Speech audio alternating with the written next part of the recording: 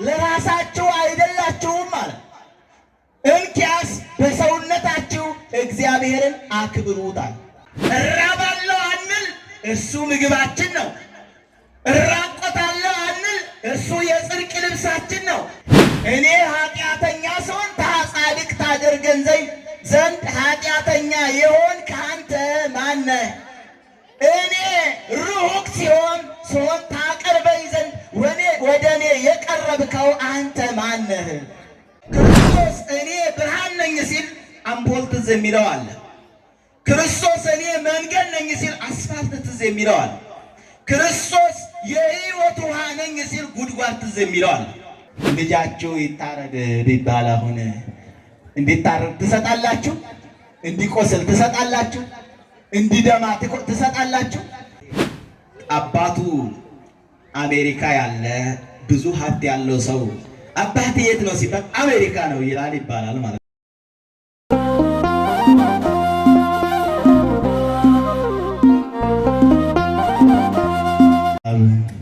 ወወልድ ወመንፈስ ቅዱስ አሃዱ አምላክ አሜን። ስብሐት ለእግዚአብሔር ዘይሴለስ በተዋህዶቱ ወይትዌደስ በትስልስቱ አሐዚ ዓለም በመንግስቱ መላእክት ሁሉ በመለኮቱ። በአንድነቱ በሶስትነቱ በሰማያት የሚመሰገን በቃሉ ይችን ምድር የፈጠረ ፈጥሮም ያልተወ በዝናብ አብቅሎ በፀሐይ አብስሎ የሚመግበን የአባቶቻችን አምላክ የሰራዊት ጌታ ልዑል እግዚአብሔር ስሙ ለዘላለሙ የተመሰገነ ይሁን። ኢትፍራ ኦ ንዑስ መሬት፣ አንተ ታናሽ መንጋ አትፍራ። አንተ በሉ እስቲ ድምጣቸው አይሰማም። አንተ ታናሽ መንጋ አትፍራ። የሉቃስ ወንጌል ምዕራፍ 12 ቁጥር 32 ላይ የምናገኘው ኃይለ ቃል ነው። እንግዲህ ይህንን ቃል ጌታችን መድኃኒታችን ኢየሱስ ክርስቶስ ለሚያስተምራቸው ለደቀ መዛሙርቱ፣ ለተከተሉት ለደቀ መዛሙርቱ፣ ለተቀበሉት ለደቀ መዛሙርቱ፣ በስሙ ላመኑት ለደቀ መዛሙርቱ የነገራቸው ኃይለ ቃል ነው። በአጠቃላይ ከዛሬ ወንጌል የምንረዳው ነገር ከመዝሙሩም ሐዋርያው ቅዱስ ጳውሎስ ከጻፈልን ከመልእክቱም ደግሞም በሐዋርያት ሥራ ከተጻፈልንም የምንረዳው ዕለተ ምጽአትን የሚያመለክት የጌታችን የኢየሱስ ክርስቶስን ሞትና ትንሣኤን የሚያመለክት ታላቅ ምስጢር የተቀመጠበት የወንጌል ክፍል ነው። ቅድም ወንድማችን ሊቀ መዘምራን ዘማሪ ፍራኖል ሞሲሳ ዕለቱን በሚመለከት ስለ ተሰቀለውና በድል ስላረገው በትክክል በዝማሬው አስቀምጦልናል። በቃል ደግሞ አሁን እንማማራለን። ለአባቶቻችን ለነቢያት ትንቢቱን በመግለጽ ለአባቶቻችን ለሐዋርያት ምስጢሩን እንዲያመሰጥሩ በመግለጽ የረዳቸው የአባቶቻችን አምላክ የሰራዊት ጌታ ልዑል እግዚአብሔር ለእኛም ጥበቡንና ምስጢሩን እንዲገልጽልን መልካም ፈቃዱ ይሁንልን። ለቅዱስ ኤፍሬም፣ ለአባ ሕርያቆስ፣ ለቅዱስ ያሬድ፣ ለአባ ጊዮርጊስ ዘጋስጫ ጥበብን የገለጸች ድንግል ማርያም በእኛም መካከል ተገኝታ አንደበታችንን ታከናውንልን ዘንድ መልካም ፈቃድ ይሁንልን።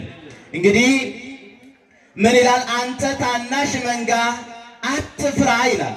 እንግዲህ የምንመለከተው ሁለቱን ነገሮች ነው። መንጋ ምንድን ነው የሚለውን፣ ከዛም ቀጥሎ ደግሞ አትፍራ ያለው ምን ነው? የሚያስፈራስ ምን አለና የሚያስጨንቅስ ነገር ምን አለና ነው አትፍሩ ያላቸው የሚለውን ጠቅለል ባለ መልኩ እንመለከታለን። እንግዲህ ስለ መንጋ ሲናገር በዮሐንስ ወንጌል ምዕራፍ 10 ላይም ቁጥር 1 ጀምሮ ተዘግቦ እናገኛለን። ምንድነው? የበጎች መንጋ እኛ የክርስቶስ በጎች ስንሆን እሱ ደግሞ በለመለመ ስፍራ የሚያሰማራን ደግሞም ሳይተኛ የሚጠብቀን አምላክ እንደሆነ መጽሐፉ ይነግረናል። መዝሙረኛውም በዚህ ይተባበራል። እግዚአብሔር እረኛዬ ነው የሚያሳጣኝም የለም፣ በለመለመ መስክ ያሰማራኛል ብሏል መዝሙረኛው ሲናገር። ደግሞ ቅዱስ ዮሐንስ ይህንኑ ወስዶ አሁን በጠቀስኩላችሁ ምዕራፍ ላይ ምን አለ? ወኖላዊት ሰሄር ዘይሜጡ ነፍሶ ቤዛ አባግኢሁ። ዮሐንስ ወንጌል ምዕራፍ 10 ቁጥር 11 ላይ ስትመለከቱ የእውነተኛ የበጎች እረኛ ነፍሱን ስለ በጎቹ አሳልፎ ይሰጣል፣ ነፍሱን ስለ ሕይወቱን ስለ በጎቹ አሳልፎ ይሰጣል ይለናል። ታዲያ የእኛም እረኛ ክርስቶስ እኛን በለመለመች መስክ በገነት ያሰማራን ዘንድ በለመለመች መስክ በመንግሥተ ሰማያት ያሰማራን ዘንድ በለመለመ መስክ በክብር ያሰማራን ዘንድ እርሱ ተዋረደልን። በለመለመ መስክ በገነት ያሰማራን ዘንድ በሰማይ ያሰማራን ዘንድ እሱ ወደ ምድር ወረደ። በለመለመ ስፍራ በአምላክነት ስም እንድንጠራ ያደርግ ዘንድ እርሱ ሰው ሆነ። እኛን በለመለመ መስክ ያኖረን ዘንድ እርሱ በበረት ተወለደ። እኛን ከስደት ይመልሰን ዘንድ እርሱ ተሰደደ። እኛን ከረሃባችን ይመልሰን ዘንድ እርሱ ሥጋውን ቆረሰ፣ ስለ እኛም ደግሞ ተራበ። እርሱ ጥማታችንን ይቆርጥ ዘንድ ደግሞም ያረካን ዘንድ የሕይወት ውሃ ሆኖ ወደ ምድር መጣልን። ደግሞም ስለ እኛ በመስቀል ላይ ተጠማ። ኤሎሄ ላማ ሰበቅታኒም አለ። አዎ እርሱ ጨለማችንን ያበራ ዘንድ ብርሃን ሆኖ ወደ ዓለም መጣ። ደግሞም እኔ የዓለም ብርሃን ነኝ ብሎ ተናገረ። ዮሐንስ ወንጌል ምዕራፍ 12 ስትመለከቱት ምዕራፍ 8 ቁጥር 12 ላይ ስትመለከቱ ታገኛላችሁ። ብርሃን ስንል ብዙ ጊዜ ሰዎች ክርስቶስ እኔ ብርሃን ነኝ ሲል አምፖል ትዝ የሚለው አለ። ክርስቶስ እኔ መንገድ ነኝ ሲል አስፋልት ትዝ የሚለው አለ። ክርስቶስ የሕይወት ውሃ ነኝ ሲል ጉድጓድ ትዝ የሚለው አለ። ክርስቶስ የወይን ግንድ ነኝ ሲል ዛፍ ትዝ የሚለው ሊኖር ይችላል። ይሄ ግን አይደለም። ክርስቶስ የሕይወት እንጀራ ነኝ ሲል የሥጋ ብቻ ሳይሆን የነፍሳችን የሕይወት እንጀራ ነው። ሰው ሥጋው ካልበላ ሊኖር አይችልም። ሰው ሥጋው ካልበላ ሊናገር አይችልም። ሰው ሥጋው ካልበላ ሊያስብ አይችልም። ሰው ሥጋው ካልበላ ሊንቀሳቀስ አይችልም። ነፍሳችንም ቃሉን ካልበላች፣ ነፍሳችንም ሥጋውን ካልበላች ሕይወት ሊኖራት አይችልም። ለዚህ ነው ሊቁ እንዲህ ያለው ሲሲታ ለነፍስ ቃለ እግዚአብሔር፣ የነፍስ ምግቧ የእግዚአብሔር ቃል ነው ይላል። ቃሉን ተመግበን ሕይወት እንድናገኝ ይርዳን እግዚአብሔር። አሜን አትሉም እንዴ? ምንድን ነው ግን ጸጥታው? ጸጥታ ይበዛል ብዙ ጊዜ።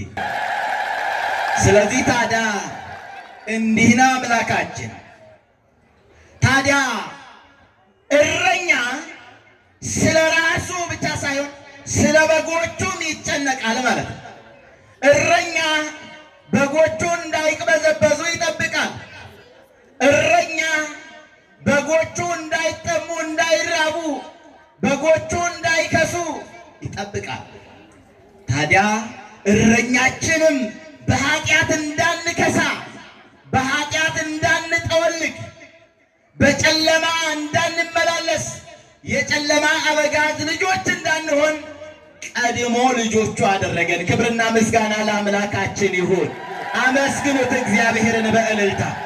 አዎ ወለእለሰ ተወክፍዎ ወሃቦሙ ስልጣነ ውሉደ እግዚአብሔር ይኩኑ ለእለ አምኑ በስሙ ለእግዚእነ ኢየሱስ ክርስቶስ ኦሪት ወነቢያት ወወንጌል ሰበኩ በክርስቶስ እስመ ኦሪት በሙሴ ተውህበት ለነ ጸጋሰ ወጽድቅ በኢየሱስ ክርስቶስ ኮነ ለነ።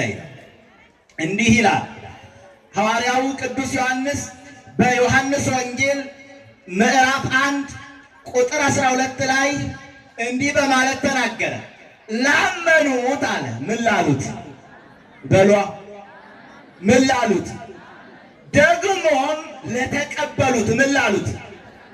ምን ላሉት? ለተቀበሉት ልጆች የሆኑ ዘንድ ስልጣን ሰጣቸው። ምን ሰጣቸው? ምን የሆኑ ዘንድ? ባሮች የሆኑ ዘንድ አይልም። አገልጋዮች የሆኑ ዘንድ አይልም። ምን የሆኑ ዘንድ? ምን የሆኑ ዘንድ? ልጆች የእግዚአብሔር ልጅ መሆን በቃላት አነጋገር እንዲሁ በታሪክ በሂስትሪ ስንመለከት ትንሽ ሊመስለን ይችላል። እንዴ አባቱ አሜሪካ ያለ ብዙ ሀብት ያለው ሰው አባቴ የት ነው ሲባል አሜሪካ ነው ይላል ይባላል ማለት ነው። አባቱ ገበሬ የሆነ ወይም ደግሞ ምንም የሌለው ከሆነ አባቴ የት ነው ሲባል የሆነ ቦታ ነው ያለው ይባላል ማለት ነው። ምክንያቱም በምድርም እንኳን ሀብት ያለው ንብረት ያለው ስልጣን ያለው ለእርሱ ልጅ መሆን ትልቅ ነገር ነው። እንግዲህ አሁን እንደው አንሆንም እንጂ የጠቅላይ ሚኒስቴሩ ልጆች ብንሆን ደስ አይለንም ወይስ ይከፋናል? ይሆን? አዎ እገዛለሁ የለም፣ ታክሲ ጠብቃለሁ የለም፣ ሁሉ ነገር ተመቻችቶልን እንደዚያ ብንሆን ደስ ይለናል አይለንም? ታዲያ ከዚህም በላይ እራባለሁ አንል፣ እሱ ምግባችን ነው። እራቆታለሁ አንል፣ እሱ የጽድቅ ልብሳችን ነው። ይጨልምብናል አንል፣ መንግስት የሚሰጠው መብራት እኮ ማታ ይጨልማል። አንዳንዴ እዚህም እኮ ብቅ ድብን እያለ እያስቸገረ ይጨልማል አንል፣ አንድ የብርሃኑ ካገኘን በሕይወታችን ውስጥ ለዘላለሙ ይበራል። አላያችሁም እንዴ? በጨለማ ሕይወት ሲመላለስ የነበረው ደግሞም ገዳይ የነበረው ደግሞም የገዳይ የኦሪትን ተግባር ሲያስፈጽም የነበረው ያ ሐዋርያ ታላቁ ብርሃነ ዓለም ቅዱስ ጳውሎስ የሐዋርያ ሥራ ምዕራፍ 9 ላይ ስትመለከቱ ቁጥር 10 ጀምራችሁ ለመግደል ሲሮጥ በጨለማ ውስጥ ሲመላለስ የእግዚአብሔር ብርሃን በልቡ ላይ ፍንጥቅ አለበት። ክብርና ምስጋና ለአምላካችን ይሁን። አሁን ቆም ብሎ ማሰብ፣ ደግሞ መመርመር፣ ደግሞ ማስተዋል፣ ደግሞ መስማት፣ ከመስማትም በላይ ደግሞ ማዳመጥ ጀመረ ራሱ። ከዚያም በኋላ ምን አለ? ጌታ ሆይ አንተ ማን ነህ አለ። እስቲ በሉ ጌታ ሆይ በሉ። እስቲ ድገሙታ። ጌታ ሆይ በሉ። አንተ ማን ነህ? አዎ አንተ ማን ነህ? እኔ ኃጢአተኛ ስሆን ጻድቅ ታደርገን ዘንድ ኃጢአተኛ የሆንክ አንተ ማን ነህ? እኔ ሩቅ ሲሆን ታቀርበኝ ዘንድ ወደ እኔ የቀረብከው አንተ ማን ነህ?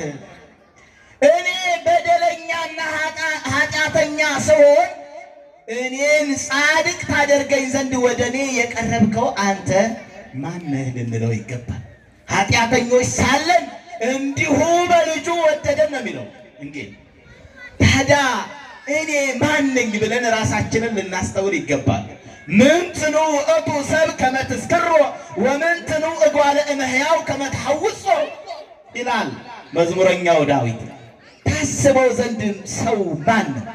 ታከብረውም ዘንድ በኪሩቤል ጀርባ በእሳት በተጠቀለለው ዙፋን መላእክት በሚሰግዱለት ዙፋን ኪሩቤል በሚቀጠቀጡለት ዙፋን በዚያ ላይ ታኖሮ ዘንድ ሰው ማን ነው? ደግሞም በምልአት ታኖሮ ዘንድ ደግሞም በቅድስና ታኖሮ ዘንድ ሰው ምንድን ነው ያለው? እግዚአብሔር ስላከበረን ስሙ ለዘላለሙ የተመሰገነ ይሁን። ስሙ የተመሰገነ ይሁን። እንዲህ ይላል ሐዋርያው ቅዱስ ዮሐንስ ሲጽፍ እንዲህ አለ። በዮሐንስ ወንጌል ምዕራፍ 3 ቁጥር 16 ላይ እንዲህ ይላል እስመ አፍቀሮ እግዚአብሔር ለዓለም ወመጠወ ወልዶ ዋህደ ወወሃበ ቤዛ ለኩሉ። እግዚአብሔር ዓለሙን እንዲሁ ወደደው። እስቲ በሉ እግዚአብሔር በሉ። እስቲ አይሰማም። እግዚአብሔር ዓለሙን እንዲሁ ወደደው። ዓለም የተባለው ተራራ አይደለም፣ ዳራ አይደለም፣ ሸንተረር አይደለም። ዓለም የተባለው ሰው ነው ይላል ቅዱስ ኤፍሬም። ክብርና ምስጋና ለስሙ ይሁንልን። አዎ እግዚአብሔር የወደደን ስልጣናችንን አይቶ አይደለም። እግዚአብሔር የወደደን ጉልበታችንን አይቶ አይደለም። እግዚአብሔር የወደደን ዘራችንን፣ መንደራችንን፣ ሕይወታችንን መልካችንን አይቶ አይደለም፣ እንዲሁ ነው የወደደን። እንዲሁ ለወደደን ጌታ ክብር ምስጋና ለእርሱ ይሁን። ታዲያ ሰው ለሚወደው ስጦታ ይሰጣል አይደል እንዴ? ይሰጣል አይሰጥም? ያው እናንተም ለምትወዱት ሽማግሌዎቹ ድሮ ሰጣቸዋል፣ ወጣቶቹ ዛሬ ትሰጣላችሁ አይደለም እንዴ? ስጦታ ደግሞ ታሽጎን አይደለም የሚሰጠው አይደለም እንዴ? እና እግዚአብሔር ለዓለምን በጣም ስለወደደ ስጦታ መስጠት ፈለገ። ምን መስጠት ፈለገ? ንገሩኛ። አትፈልጉም እንዴ? ይህን ስጦታ መስጠት ፈለገ። ታዲያ ሰማይን እንዳይሰጥ ሰማይ ቀድሞ የተሰጠ ነው። ሰማይ ምን ያለ ነው? ቀድሞ የተሰጠ ነው። ምድርን እንዳይሰጥ፣ ጨረቃን እንዳይሰጥ፣ ከዋክብትን እንዳይሰጥ፣ ይሄን ነፋስ እንዳይሰጥ፣ ነፍስን እንዳይሰጥ ቀድሞ የተሰጠ ነው። የሚሰጠው ቅድመ ዓለም ከእርሱ ጋር የነበረ ዛሬም ከእርሱ ጋር ያለ ለዘለዓለምም ከእርሱ ጋር የሚሆነውን አንድ ልጁን ለዓለም ሰጠ። ክብርና ምስጋና ለስሙ ይሁንልን። ሲሰጥ ደግሞ በቤተ መንግሥት እንዲቀመጥ የሰጠው አይምሰላችሁ። ደግሞ በለመለመ ስፍራ እንዲቀመጥ የሰጠው አይምሰላችሁ። ልጁን ለእኛ የሰጠው እግዚአብሔር አብ ለሞት ነው የሰጠልን። ክብርና ምስጋና ለስሙ ይሁንልን። ማን ልጁን ለሞት ይሰጣል? ማን ልጁን ለሕማም ይሰጣል? ትሰጣላችሁ እናንተ? ልጃችሁ ይታረድ ቢባል አሁን እንዲታረድ ትሰጣላችሁ? እንዲቆስል ትሰጣላችሁ? እንዲደማ ትሰጣላችሁ? እሱ ግን እግዚአብሔር ግን ስለወደደን ይቆስልልን ዘንድ የቆሰልን እኛን ቁስላችንን ይፈውስልን ዘንድ አንድ ልጁን በቀራንዮ ላይ ሰጠልን። ክብርና ምስጋና ለስሙ ይሁንልን። አዎ አባት ሰጥቶ ታዲያ ልጅስ ስጦታ ይነሳል እንዴ? አባት ሰጥቶ ልጅም ስጦታ አይነሳምና የተሰጠው ልጁ ደግሞ ሌላ ስጦታ መስጠት ፈለገ ለሰው። እየሰማችሁ ነው? ምን ያለው ልጁ? ምን ያለው ልጁ? አልሰማችሁኝም? የለም። የተሰጠው ልጁ ደግሞ ምን መስጠት ፈለገ? ስጦታ መስጠት ፈለገ። የተሰጠው ልጁ ደግሞ ስጦታ መስጠት ሲፈልግ ለሕዝቡ እንጀራ ሰጠ። አርኪ አይደለም። ለሕዝቡ እነ በርጤሜዎስን በደረቅ ግንባር ላይ ዓይን እያበራ እነ አልዓዛርን ተነስና ውጣ እያለ በመቃብር እያስነሳ ጎባጦችን እያቀና አንካሶችን እያጸና የሰለሉትን እየባረከ ደግሞም የጠፉትን እየፈለገ ይህንን ስጦታ ሰጠ። በቂ አይደለም ማለት ስጦታ ወደ መስቀል ከፍ አለ። ወደ ምንድን ከፍ አለ? ወደ ወንበር አይደለም ያልኳችሁ። ወደ ምንድን? ወደ መስቀል ከፍ አለ። እሰጣለሁ ብሎ ወደ ሰማይ ወደ ምድርም ተመለከተ። ጴጥሮስን እንዳይሰጥ አላውቀውም አለ። ይሁዳን እንዳይሰጥ ሽጦት ሄደ። ከሐዋርያት መካከል አንዱን እንዳይሰጥ ሁሉም ተበትነዋል። በእንጀራ ጊዜ የተሰበሰቡ ሁሉ በሞቱ ጊዜ ተበተኑ። በፍቅር ጊዜ የተሰበሰቡት ሁሉ አይሁድ ጠባ ነሱ ጊዜ አንድም የለም። ሲመለከት አንዲት እናቱ ብቻ አለች። ምን አለች? ንገሩኛ። እናት እኮ በሞትም ቢሆን ትለያለች እንዴ? ቆሰለ ልጄ ብላ ማጥባት ትተዋለች እንዴ? አሁን አንዲት እናት በጣም ሰውነቱ የሰለለ ሰውነቱ የቆሰለ ሰውነቱ የመገለ አንድ ልጅ ብትወልድ ሰውነቱ ይሸታልና አላጠባህም ትለዋለች እንዴ? ልጄ አይደለህም ትለዋለች እንዴ? አትልም አይደለም? ኧረ ዛሬስ እንኳን የቆሰለ ወልደው ደህናውን ወልደው በካርቶን የጠቀለሉ አሉ አይደለም እንዴ? በካርቶን ጠቅልለው የጣሉ ወደ ሽንት ቤት የጣሉ የእግዚአብሔርን መልክ እናንተ አሁን የእናንተን ፎቶ ቢረግጡ በእናንተ ፊት ደስ ይላቸዋል እንዴ? ደስ ይላቸዋል? የእናንተን ፎቶ እናንተ ጋር መጥቶ በፊት ለፊታችሁ ቢቀዳድ ወይም ቢቀደው ደስ ይላቸዋል? አይላችሁም አይደል? ታዲያ ሰው የማን መልክ አለበት? ሰው በማን መልክና አርአያ ነው የተፈጠረው? በእግዚአብሔር መልክና አርአያ ነው የተፈጠረው። ስለዚህ ሰውን መግደል ማለት ያንን ሕፃን መጣል ማለት የእግዚአብሔርን መልክ እንደመቅደድ ወይም ደግሞ የእግዚአብሔርን ስዕል እንደመቅደድ ነው ማለት። ብዙ ሰዎች አሁን አንድ ጊዜ ስዕሉ ሲቀደድ በጣም ብዙ ተጮኸ። መቀደዱም ልክ አይደለም። አሁን ስዕሉን መቅደድ ስለተቀደደው ስዕል ሳይሆን ስለተደፈረችው ቤተ ክርስቲያን ነው የተጮኸ። አይደለም እንዴ? ስለ ስዕሉ ሳይሆን እንዴት ቤተ ክርስቲያን ብትደፈር ነው ንዋያቷ የሚነኩ ነው። ሌላው ግን ደግሞ አልገባም፣ እዛው ላይ የቀረም ደግሞ አለ። በዚሁ ልክ ደግሞ የእግዚአብሔር መልክ ሲጠፋም መጮህ አለብን ነበረ፣ ግን የለንም ማለት ነው። ትምህርቱ እዛ ጋር አልሰራም። ስለዚህ ታዲያ ስጦታ ለመስጠት ቢፈልግ አጣ። አንዲት እናቱን አገኘ። እንዲህ አለ፣ እነኋት እናትህ ብሎ ለዓለም ሁሉ አንዲት እናቱን ሰጠ። ክብርና ምስጋና ለአምላካችን ይሁን። እርሷን የሰጠን ለእናትነት የሰጠን የድንግል ማርያም ልጅ መሆን ምንኛ ያስደስታል። አስደስትም እንዴ ምእመናን? የእርሷ ልጆች መሆን ልጆች አስራት አድርጎ ደግሞ ይችን ሀገር ለድንግል ማርያም ነው የሰጠው። አዎ ያቀፈች እናቱ፣ የሳመችው እናቱ፣ ዓለምን የሚመግበውን ጡቷን የመገበችውን እናቱን፣ ዓለምን የሚሸከመውን በጀርባዋ የተሸከመችውን እናቱን፣ ደግሞም በዓለም ውስጥ የሚኖረውን በማኅፀን የወሰነችውን እናቱን፣ እስከ ሞት ድረስ የተከተለችውን እናቱን እርሷን ለእኛ ሰጠን። ክብርና ምስጋና ለስሙ ይሁንልን። ስለዚህ ታዲያ እርሷም የእኛ ስጦታ ናት። ጨረሰ። ስጦታ አይበቃም። ለሰው ልጅ ሌላ ስጦታ ያስፈልገዋል አለ ልጁ። እንዲህ አለ። ወደ ታችን ቢመለከት አንዲት እናቱ ብቻ ናት የቀረች፣ እሷንም ሰጠ። አሁን መስጠት ያለበት ሌላ ምንም ነገር የለምና ነፍሱን ለዓለም ሁሉ ቤዛ አድርጎ ሰጠ። ክብርና ምስጋና ለአምላካችን ይሁን። ከነፍስ በላይ ሌላ ስጦታ አለ? አለ ወይ? ከራስ በላይ ሌላ ስጦታ አለ? ከነፍስ በላይ ሌላ ስጦታ አለ? አምላካችን የሰጠን ገንዘብ አይደለም፣ ወርቅም አይደለም፣ ብርም አይደለም፣ የዓለም ስልጣንን አይደለም፣ ነፍሱን ነው ለእኛ የሰጠ። ክብርና ምስጋና ለአምላካችን ይሁን።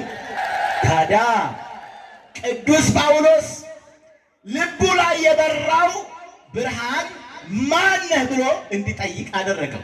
ከዚያም በኋላ የሚያሳድድ ሳይሆን ስለ ጽድቅ የሚሰደድ ክርስቲያኖችን የሚያሳድድ ሳይሆን ከክርስቲያኖች ጋር የሚሰደድ መሆን ችሏል።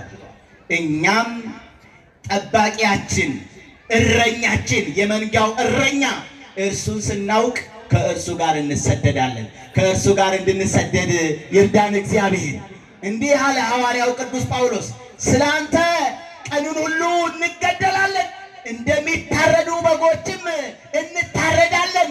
ሞትም፣ ግርፋትም፣ ረሃብም፣ ጥማትም፣ መገፋትም፣ መከፋትም ይህ ሁሉ ካንተ ሊለዩኝ አይችሉም ያለው። ክብርና ምስጋና ለስሙ ይሁንልን።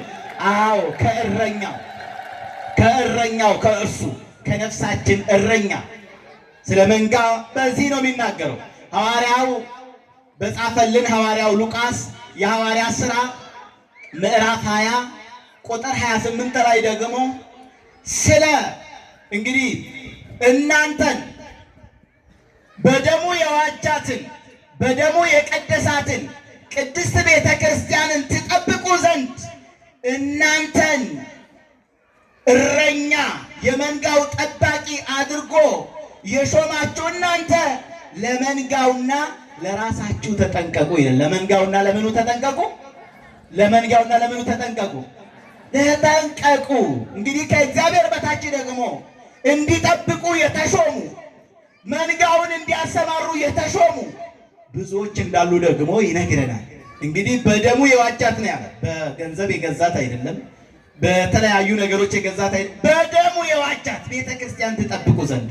ቤተ ክርስቲያንን እንጠብቃለን።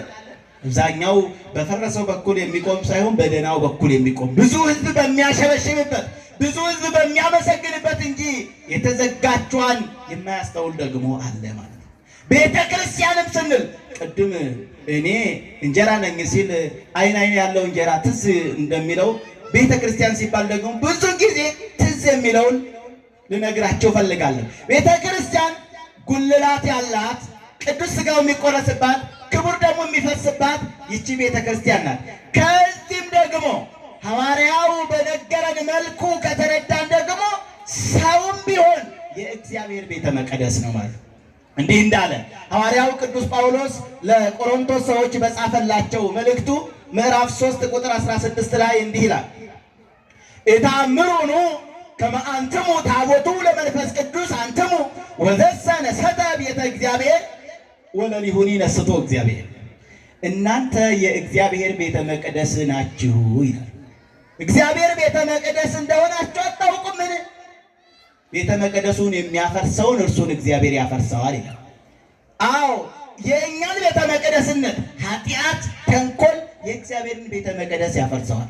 በዛው ደግሞ በአንደኛ ቆሮንቶስ ምዕራፍ 6 ቁጥር 19 ላይም ደግሞ እንዲሁ ይላል፣ እናንተ የመንፈስ ቅዱስ ቤተ መቅደስ ናችሁ ነው ያለ። በዋጋ ተገዝታችኋልና ለራሳችሁ አይደላችሁም ማለት። እንኪያስ በሰውነታችሁ እግዚአብሔርን አክብሩታል። በሰውነታችሁ ማንን አክብሩት? በሰውነታችሁ ማንን አክብሩት?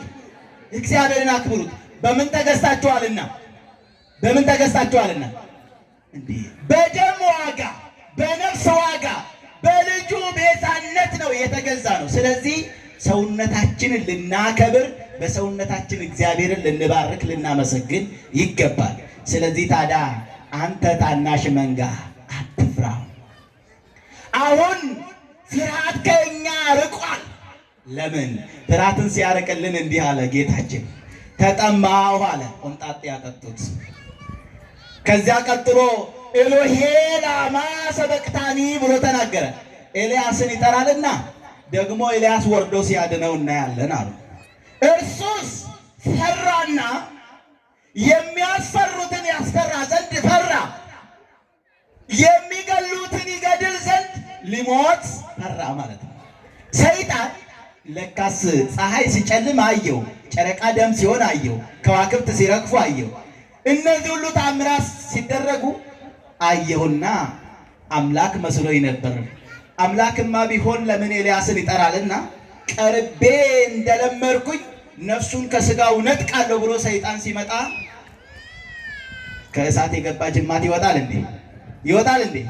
ግጥም እዛ አይቴ ሞአትከ ሲኦል ማሸነፍ ወዴት አለ አለው።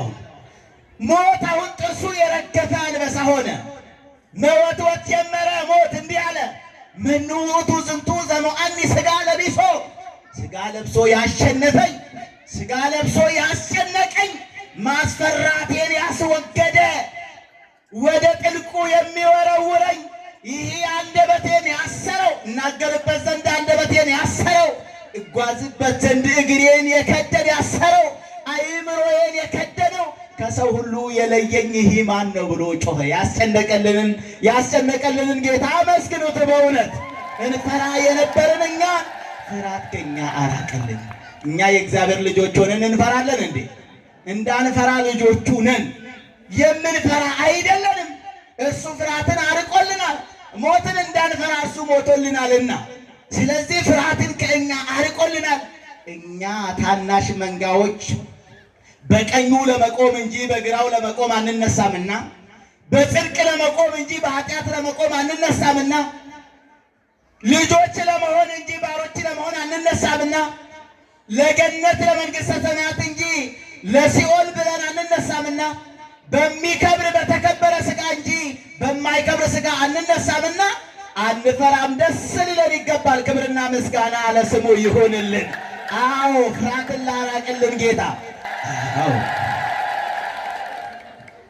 አንተ ታናሽ መንጋ አትፍራም። አሁን ግን እኛ ፍርሃት በጣም ያስጨንቀን። እንፈራለን። ምን ብለን? ልጅ ይወለዳል። ምን እናለብሳለን? ፍርሃት ነው፣ ጭንቀት ነው። ምን እናበላለን? ፍርሃት ነው፣ ጭንቀት ነው። ለነገሩ ቅዱስ ጳውሎስን በከተማ ፍርሃት፣ በወገኔ በኩል ፍርሃት፣ በባህር ፍርሃት፣ በአይሁድ በኩል ፍርሃት አለብኝ አለ። በማን በኩል ፍርሃት? በወገኔ ፍርሃት አለብኝ፣ በከተማ ፍርሃት አለብኝ፣ በአይሁድ በኩል ፍርሃት አለብኝ። አይሁድ አንድ ጊዜ ሲቀር 40 ጊዜ ገረፉኝ። ነገር ግን አለ እኔን በአይሁድ መገረፍም አይደለም፣ የከተማ ወንበዴዎችም አይደለም። እኔን ዕለት ዕለት የሚያስጨንቀኝ የአብያተ ክርስቲያናት ጉዳይ ነው አለ። የምን ጉዳይ በሏ? የምን ጉዳይ? እና እኛን ግን የእንጀራ ጉዳይ ያስጨንቀናል። አዎ የዕቁብ ጉዳይ ያስጨንቀናል። ልጅ የማሳደግ ጉዳይ ያስጨንቀናል። እንዴ ዓይንን የሰጠ ማን ነው? ሕይወትን የሰጠን ማን ነው? ይህን ሰውነታችንን የሰጠን እግዚአብሔር ነው አይደለም እንዴ? ይህን ሰውነት የሰጠ እግዚአብሔር ልብስ መስጠት ያቅተዋል እንዴ? ያቅተዋል እንዴ? ትንኝን የሚመግብ ጌታ እኛን መመገብ ያቅተዋል እንዴ? ምን ነው ቅድም እግዚአብሔር ነፍሱን ሰጣ አላልኳችሁም? እንኳን ጨርቅ ደሙን ሰጣ አላልኳችሁም? እንኳን ተራ ነገር። ስሙ የተመሰገነ ይሁን። ስብሐት ለእግዚአብሔር። ይቆየን። አሜን።